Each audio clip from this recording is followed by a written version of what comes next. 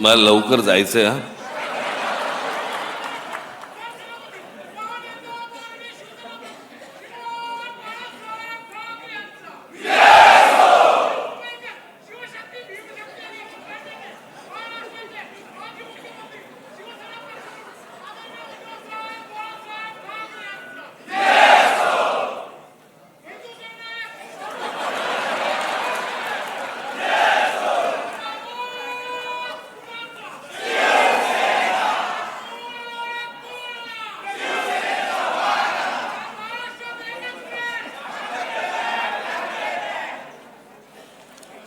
अजून बघ काय राहिलं असेल.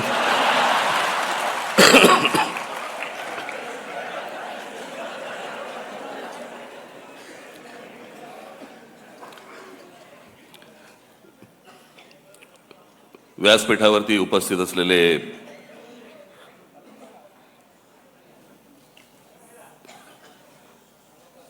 शिवसेनेचे पक्षप्रमुख उद्धव ठाकरे,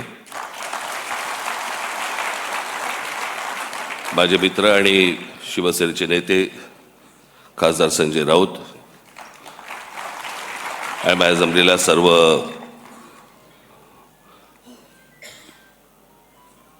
हिंदू हृदय सम्राट शिवसेना प्रमुख बाळासाहेब ठाकरे प्रेमी मराठी बांधवांनो, भगिनींनो आणि मातांनो, निवडणुकीच्या अगोदर उद्धव आजारी पडले होते, सर्दी खोकला वगैरे. त्याच्यानंतर मी ताणून धरलं होतं. मग मला सर्दी खोकला आणि ताप बीप सगळं सुरू झालं, अजून चालूच आहे ते.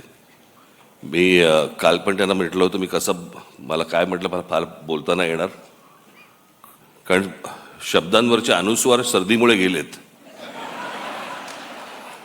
सोबवार, बगळवार वगैरे असं सगळं होतं. माझे फॅमिली डॉक्टर आहेत, डॉक्टर यादव म्हणून, मराठी यादव. हा,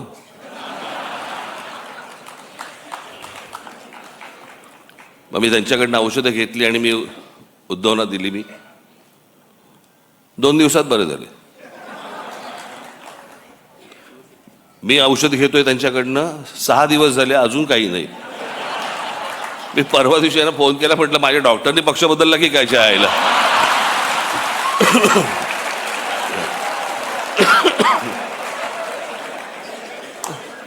आत्ता बरं मला लागू पडायचा.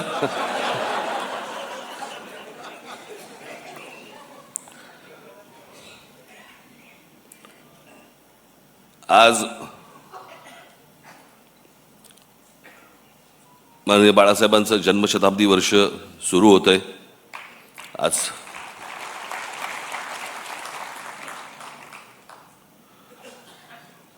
मी सामनामध्ये मी माझा एक लेख आलेला आहे, त्याच्यामध्ये मी अनेक गोष्टींचं त्याच्यामध्ये त्यांच्याविषयी मी अनेक काही आठवणी मी त्याच्यामध्ये लिहिलेल्या आहेत.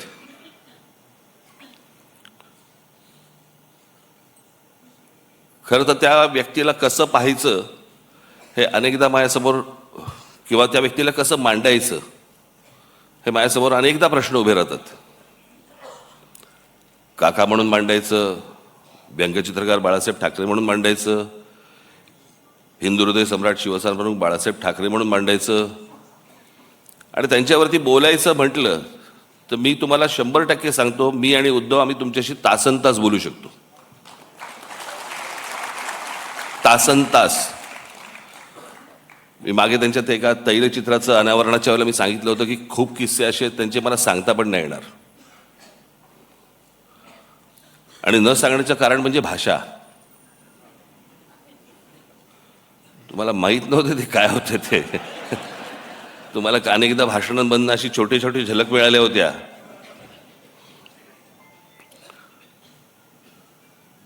पण मी आजच ती गोष्ट माझ्या लेखामध्ये मी नमूद केलेली आहे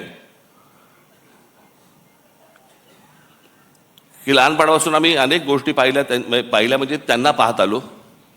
बाहेर एवढं वादळ चालू असायचं, काय कुठे काही दंगली असायच्या, कुठे काही बाबा राडे असायचे, कुठे काही आंदोलनं असायची, कुठे काय काय कधी जेल, कधी काय कोणावरती काय कधी संकट येईल, सगळं बाहेर सगळं वातावरण चालू असताना हा माणूस ज्या वेळेला व्यंगचित्र काढायला बसायचं त्या व्यंगचित्रामध्ये मला आजपर्यंत मी इतक्या गोष्टी पाहिल्या त्यांच्या इतक्या बारकाईने, मला कधी कुठचं मार्काप नाही दिसलं की बाहेर इतका गोंधळ सुरू आहे आता काहीतरी झटपट आटपा काहीतरी व्यंगचित्र काढा आणि द्या प्रिंटिंगला. कधीच नाही. मला असं वाटतं की कित्येकदा मी विचार करतो पण ते अशक्य आहे ती गोष्ट. ती जी समाधी लागणं ज्याला म्हणतो ना आपण, मला असं वाटतं अनेकदा लोकांना असं वाटत असेल त्यावेळेला, अरे एवढं सगळं बाहेर चालू आणि हा माणूस काय व्यंगचित्र काय करतोय. ती व्यंगचित्र नव्हती नुसती, ती त्या माणसाची समाधी होती. त्या समाधीत तल्लीन होणं ज्याला म्हणतो ना आपण, आणि त्या एकाग्रतेतनं त्या सगळ्या गोष्टी करणं. कुठेही पेन्सिल नाही हल्ली का, ब्रश नाही हल्ला का, कुठे बाबा त्याच्यातला विनोद नाही हल्ला. म्हणजे बाहेर एवढं सगळं वातावरण असताना त्या व्यंगचित्रातला विनोदही नाही कधी हल्ला. मी मागे एकदा एका शीर्षकाबद्दल बोललो होतो. एक तेंडुलकरांचं एक पुस्तक आहे, त्या पुस्तकाचं शीर्षक आहे, फार छान शीर्षक आहे की हे सारं येतं कुठून. ज्या वेळेला मी बाळासाहेब म्हणून ज्यावेळेला मी विचार करायला लागतो त्यावेळेला ह्या अनेक गोष्टी ज्यावेळेला डोळ्यासमोरून जातात, खरंच प्रश्न पडतो की हे येतं कुठून, आलं कुठून. आणि म्हणून तो या देशामधल्या सगळ्या राजकारण्यांपेक्षा जो वेगळा माणूस होता याचं कारणच ते होतं.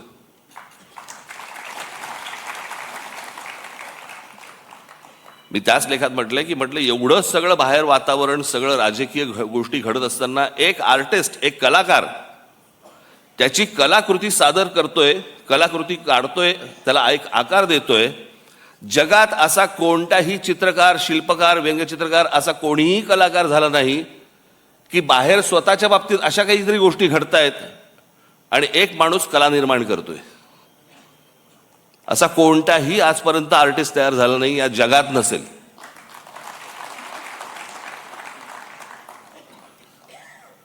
त्यांचे तर्क असायचे. मला तर आजची ही परिस्थिती पाहिली, राजकारणाची परिस्थिती पाहिली. मला आज मी त्या दिवशी माझ्या भाषणामध्ये मी म्हटलं की आज इथे बाळासाहेब असायला पाहिजे होते.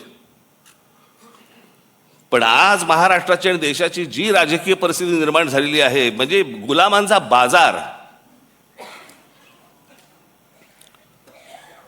आणि हे सगळं महाराष्ट्रामधलं सगळं चित्र पाहिल्यानंतर, कुठेही जा तुम्ही,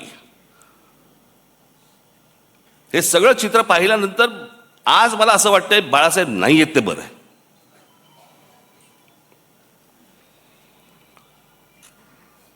तो माणूस किती व्यथित झाला असता,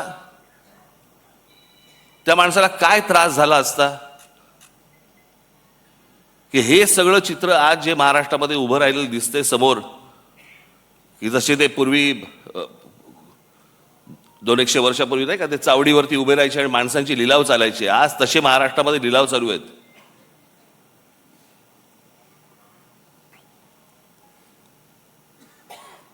आज अनेक ठिकाणी तुमच्या बाहेरच्या सगळ्या जिल्ह्यांमध्ये, कल्याण डोंबिवली असेल, इतर ठिकाणी माझं उद्धव ठाकरे आणि माझं संजय राऊतांची बोलणं झालं. शिसारी आली, शिसारी.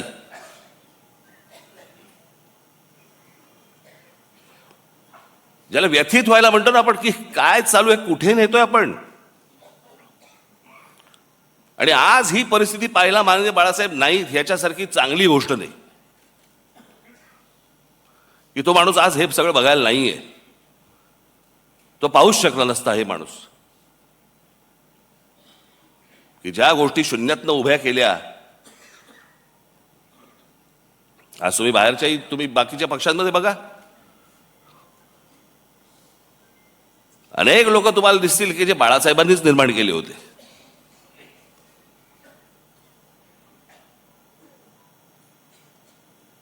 पण ज्या गोष्टी घडत जात आहेत, ज्या गोष्टी घडत गेल्या,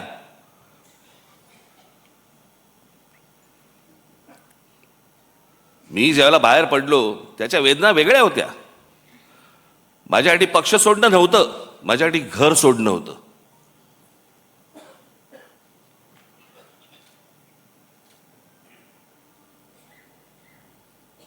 पण त्या सगळ्या गोष्टीला आता एक 20 वर्षाचा काळ निघून गेलाय. अनेक गोष्टी मलाही उमजल्या, अनेक गोष्टी मला वाटतं उद्धवनंही उमजल्या असतील. द्या सोडून ते आता.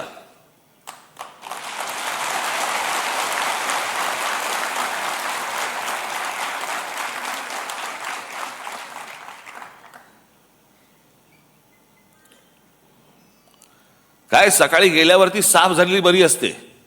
चला कुठे आयुष्यभर गुंतत बसायचं हो.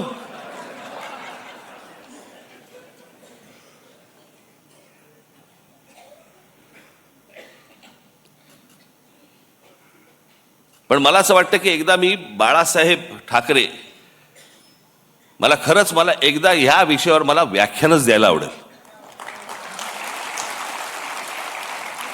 आणि त्या माणसाचे सगळे पैलू मला तुमच्यासमोर एकदा मांडायचेत.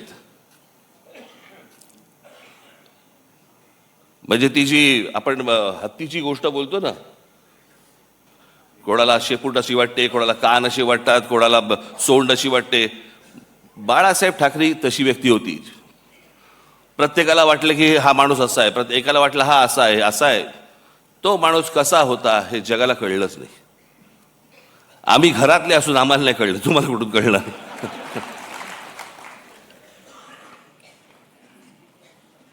पण ते होतं, ते विलक्षण होतं.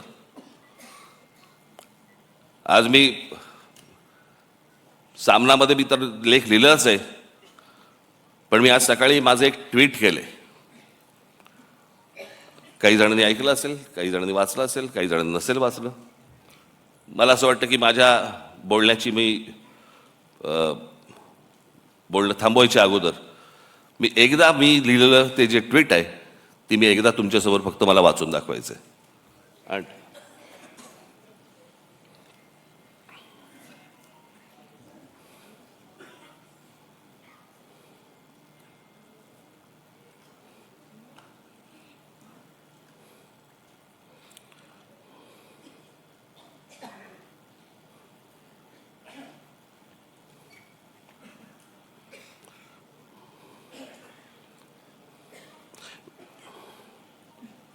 वेळेवर न सापडणं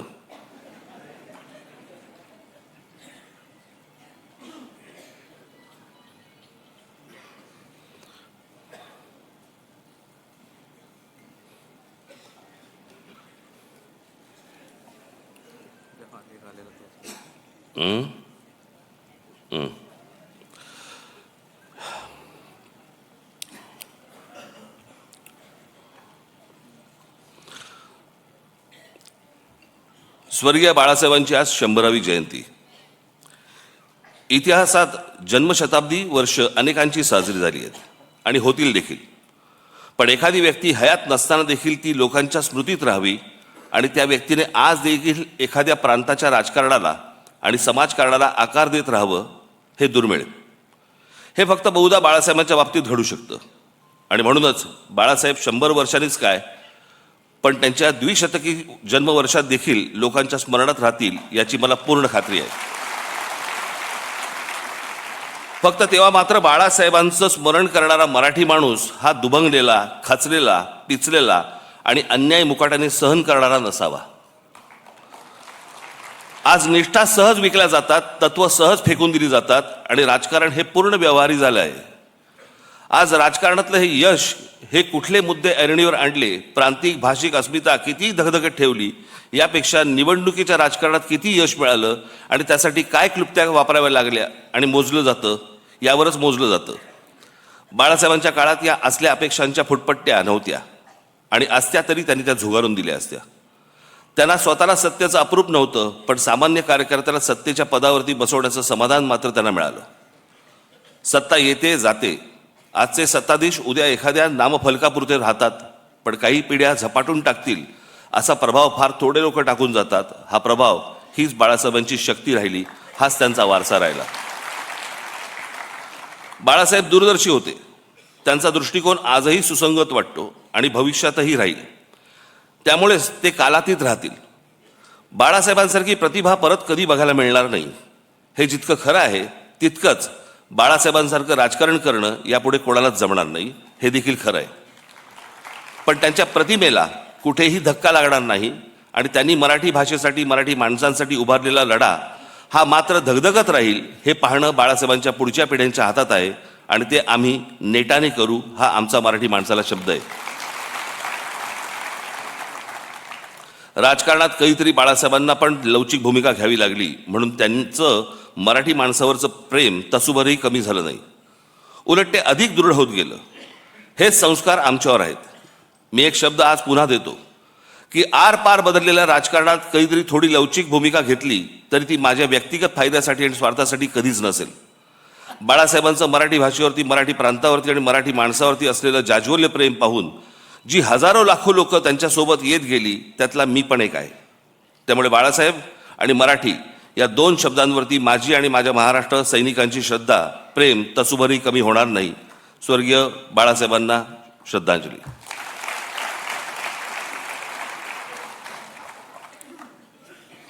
मला एकच छोटासा प्रसंग मला आठवतो, प्रमोद महाजनांनी सांगितलेला. मला असं वाटतं उद्धवना पण तो माहिती निश्चित असणारच. बाळासाहेब कलानगरमध्ये अशी फेऱ्या मारायचे आणि मला असं वाटतं ही गोष्ट असेल 86ची वगैरे, 86 नाही, 85 सालची गोष्ट असेल. आणि त्यावेळेला प्रमोद महाजनांना बाळासाहेब असं म्हणाले होते की प्रमोद, या देशातल्या हिंदूंना मी हिंदू म्हणून मतदान करायला लावीन आणि हिंदू मतदार तयार होतील. प्रमोद महाजन बोलले, बाळासाहेब शक्य नाही हे या देशामध्ये. ते बोलले, तू बाळासाहेब मला ओळखत नाहीस. आणि बाळासाहेबांनी या देशामध्ये हिंदूंना, हिंदू एक राजकीय शक्ती बनू शकते हे या देशामध्ये बाळासाहेबांनी सिद्ध करून दाखवलं. तोपर्यंत इतरांना कोणाला माहीत पण नव्हतं, कल्पना देखील नव्हती, भारतीय जनता पक्षाला देखील नाही. पण ज्या माणसाने, अर्थात त्यावेळेचं वातावरणच वेगळं होतं. त्यावेळेला वातावरण हे काही तयार केलेलं वातावरण नव्हतं, ते झालेलं वातावरण होतं. आणि त्या वातावरणामध्ये त्या बाळासाहेबांनी ज्यावेळेला तो विचार ज्यावेळेला या देशामध्ये फुंकला आणि त्याच्यानंतर जे यश सर्वार्थाने यायला लागलं, आज जर बाळासाहेब असते आणि तो जो हिंदुत्वाचा आज जो काही इतर सगळ्या ठिकाणी जो काही बाजार मांडून ठेवलेला आहे, तो पाहिला असता निश्चित व्यथित झाले असते की अरे मी काय बोलून गेलो, मी काय सांगत होतो, मी तुम्हाला काय म्हणत होतो आणि हे आता कुठच्या परिस्थितीमध्ये तुम्ही आणलंत. एखादी गोष्ट, एखादा माणूस ज्यावेळेला ती घडवतो, ती घडवल्यानंतर त्याचं पुढे बाकीचे लोक काय करतात, हा एक देश, हे एक्झाम्पल आहे, त्याचं उदाहरण आहे त्याचं. पण मला असं वाटतं की बाळासाहेबांनी ज्या तडफेने, ज्या निष्ठेने ते विचार जे मांडले, खास करून महाराष्ट्रामध्ये मराठी माणसाबद्दलची मांडले, हिंदूंना त्यांनी हिंदू म्हणून जागृत केले, पण दुसऱ्यांचे वाभाडे काढण्यासाठी नव्हे, स्वतःच्या स्वाभिमानासाठी उभे केले. मला असं वाटतं की तो स्वाभिमान, ते प्रेम आपण सतत सगळेजण जागृत ठेवू, अशी एक मला आशा, अपेक्षा आहे. हे वर्ष बाळासाहेबांचं जन्मशताब्दी वर्ष आहे. आज सुरुवात होते आहे. मलाही काही कल्पना सुचतील, मला असं वाटतं उद्धवनाही सुचतील, तुम्हालाही काही सुचतील. मला असं वाटतं की एक येणाऱ्या पिढ्यांसाठी एक आदर्श असं एक वर्ष आपण लोकांसमोर ठेवू, आणू आणि त्यांच्यासमोर आपण बाळासाहेब काय होते हे मांडण्याचा आपण जास्तीत जास्त चांगला प्रयत्न आपण याच्यापुढे करूया. आज मला या कार्यक्रमाच्या निमित्ताने मला इथे बोलवलं त्याबद्दल मी अत्यंत आपला आभारी आहे. धन्यवाद. जय हिंद, जय महाराष्ट्र.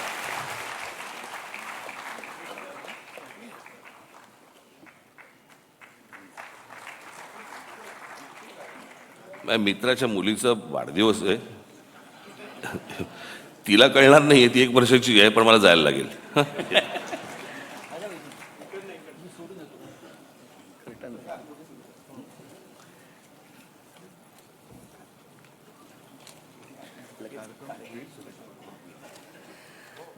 यानंतर लगेचच परेश दाभोळकर प्रस्तुत बाळासाहेब एक हिंदुत्वाचा झंझावात हा कार्यक्रम या ठिकाणी होणार आहे आणि त्यानंतर आपण उद्धवजींचे विचार ऐकणार आहोत. संघटनात्मक